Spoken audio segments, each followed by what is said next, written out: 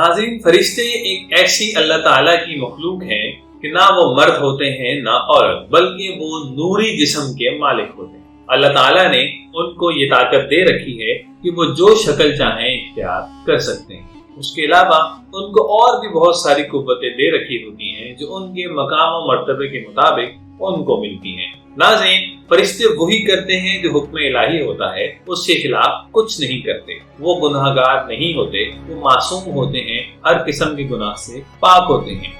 ان میں سے بعض کے ذمے وحی لانا، پانی برسانا، ہوا چلانا، روزی پہنچانا، ماں کے پیٹ میں بچے کی صورت بنانا، انسان کے جسم کے اندر تصرف کرنا، دشمنوں سے حفاظت کروانا اور نامہ اعمال لکھنا، دربار رسالت صلی اللہ علیہ وسلم میں حاضری دینا، مردوں سے سوال کرنا اور روح قبض کرنا، عذاب دینا، سور پھونکنا اور اس طرح کی دیگر بہت سی ذمہ داریاں ہیں جو ان کو مقرر کی گئی ہیں۔ ناظرین، ان کی تعداد کتنی ہے اس حوالے سے کوئی بھی کہیں پر بھی کچھ بھی معلومات نہیں ملتی۔ وہی جانے جس نے ان کو پیدا کیا، یا وہ جانے جس کو اللہ تعالیٰ بتائے۔ ناظرین، ان تمام فرشتوں میں 4 فرشتے بہت زیادہ مقرب اور مشہور ہیں، یعنی جبریل، میکائیل، اسرافیل اور عزرائیل علیہ السلام۔ ناظرین، تمام ملائکہ کے اندر یہ 4 مقرب ترین فرشتے ہیں، اور ان چاروں کے اندر بھی جو بڑے ہیں وہ ہیں حضرت جبریل۔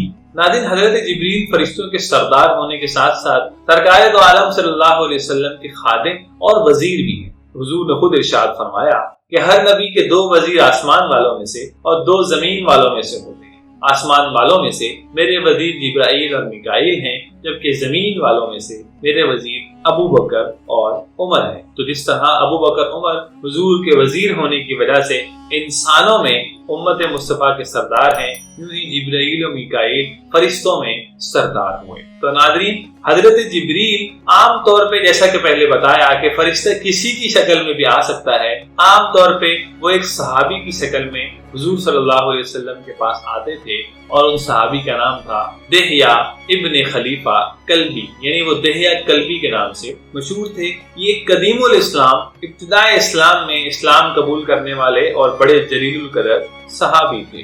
ناظرین، حضرت جبریل انہی کی شکل میں اس لیے آتے تھے کہ یہ بہت زیادہ خوبصورت اور حسین و جمیل تھے۔ ناظرین، حضرت جبریل کو حضور اکرم صلی اللہ علیہ وسلم نے اپنی اصلی حالت میں بھی دیکھا ہے۔ ناظرین، حضرت جبریل کے اصلی حالت میں 600 پر ہے۔ حضور نے خود ایک حدیث میں ارشاد فرمایا کہ رأیت جبریل علی سدرۃ المنتہی وله 600 جناح، میں نے جبریل کو سدرۃ المنتہی کے پاس دیکھا، اس کے 600 پر ہے۔ اور ناظرین، حضرت جبریل کا نوری جسم کتنا بڑا ہے اس کا اندازہ آپ اس حدیث سے لگائے۔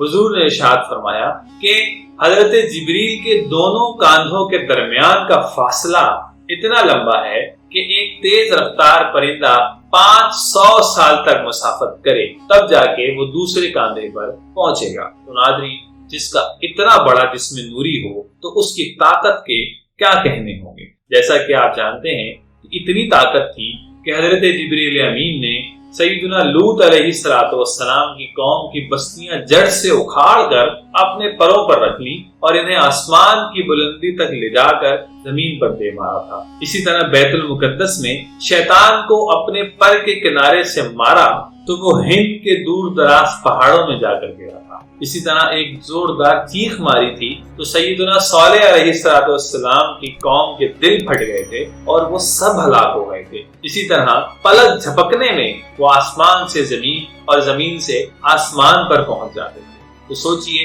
اتنی طاقت، اتنی قوت، اتنے اختیار والا ایک جسم نوری جس کا وزیر ہو، اس آقا کے طاقت و اختیار کے کیا کہنے ہیں۔ ناظرین، آپ نے یہ سنا ہوگا کہ بعض لوگ جبریل کہتے ہیں، بعض جبرائیل کہتے ہیں۔ تو اس حوالے سے آپ کو بتائیں کہ علماء کرام نے 9 انداز میں لکھا کہ اس کو پڑھا جا سکتا ہے، جیسے کہ جبریل، جبریل، جبرائیل، جبرائیل، جبرائیل، جبرائیل، جبرائیل، جبریل اور جبرین۔ ناظرین، ان 9 انداز میں ان کے نام کو پکارا جا سکتا ہے۔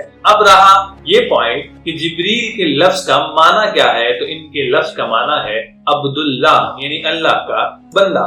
اور فرشتوں کے درمیان آپ ایک لقب سے مشہور ہیں اور وہ لقب ہے خادم ربہ، یعنی اپنے رب کا خادم۔ اور آپ علیہ السلام کے القابات بھی کچھ ہیں، یعنی ان کو امین الوحی، خازن القدس، الروح الامین، روح القدس، ناموس الاکبر اور طاؤس الملائکہ وغیرہ کے القابات سے نوازا گیا ہے۔ تو ناظرین، فرشتوں کے سردار کے حوالے سے یہ کچھ معلومات جو ہم نے آپ کے سامنے رکھی، امید ہے آپ کو پسند آئی ہوں گی۔ اگر آپ کو پسند آئی ہیں تو اس کو لائک کیجئے، شیئر کیجئے، کمنٹ کیجئے اور یہ اچھی باتیں دوسرے لوگوں تک بھی پہنچائیے، اپنے دوستوں میں، اپنی فیملی میں، اپنی فرینڈ سرکل میں، ہر طرف اس کو شیئر کیجئے تاکہ یہ بہترین معلومات سب تک پہنچ سکے۔ اس کے ساتھ ہی ہمیں اجازت دیجیے، اگلی ویڈیو میں دوبارہ ملاقات ہوتی ہے۔